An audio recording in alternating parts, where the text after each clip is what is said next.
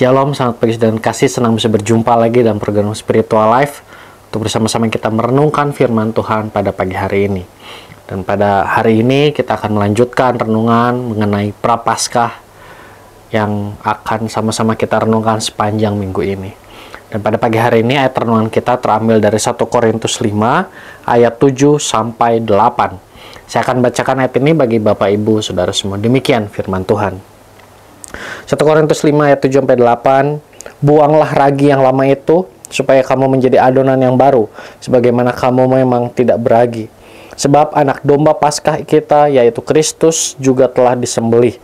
Karena itu marilah kita berpesta bukan dengan ragi yang lama, bukan pula dengan ragi keburukan dan kejahatan, tetapi dengan roti yang tidak beragi, yaitu kemurnian dan kebenaran. Saudara, dalam ayat bacaan kita hari ini kita melihat Paulus menegur jemaat di Korintus. Teguran ini diberikan kepada jemaat di Korintus karena mereka mentoleransi dosa di dalam gereja, khususnya mengenai percabulan. Dosa yang bahkan dianggap tabu oleh bangsa kafir pada saat itu, namun bagi orang-orang percaya di Korintus, mereka membiarkan dosa itu dilakukan. Dan melalui teguran ini, Paulus ingin agar jemaat menanggapi dengan serius dosa ini. Paulus menggunakan metafora ragi di dalam ayat 6-8.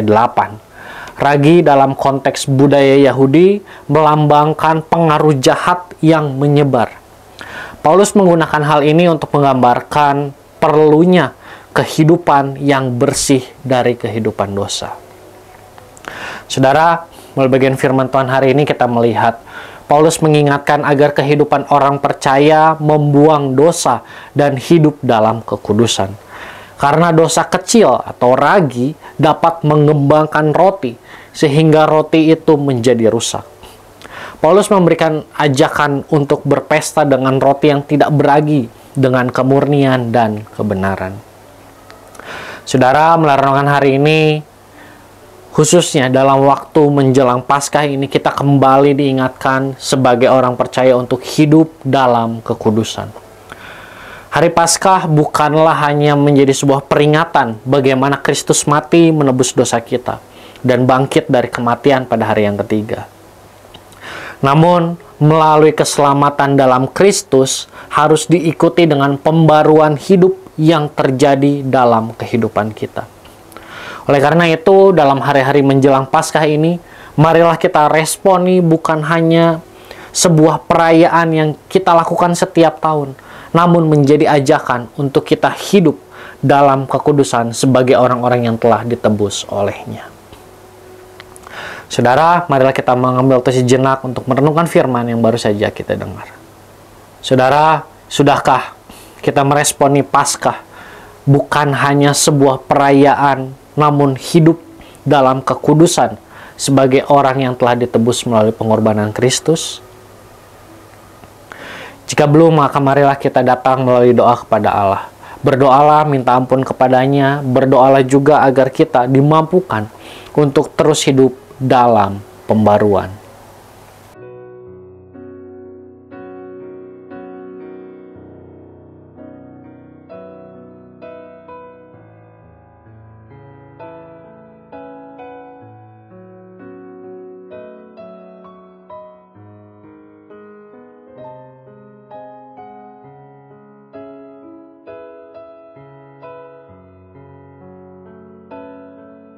Demikian renungan kita pada pagi hari ini. Mari kita akan tutup di dalam doa. Mari kita berdoa. Tuhan, terima kasih buat kebenaran firman Tuhan yang kembali datang pada setiap kami, khususnya menjelang Paskah. Kami kembali diingatkan, kami kembali ditegur, kami kembali diteguhkan di dalam Engkau melalui renungan pada pagi hari ini. Untuk setiap kami hidup di dalam kekudusan, untuk kami mengalami pembaruan di dalam hidup kami, sehingga setiap kehidupan kami semakin hari semakin hidup di dalam kebenaran Tuhan. Dan ampuni kami jika selama ini kami masih belum hidup di dalam kekudusan, kami masih menggunakan kehidupan kami sesuai dengan kedagingan yang kami ingini.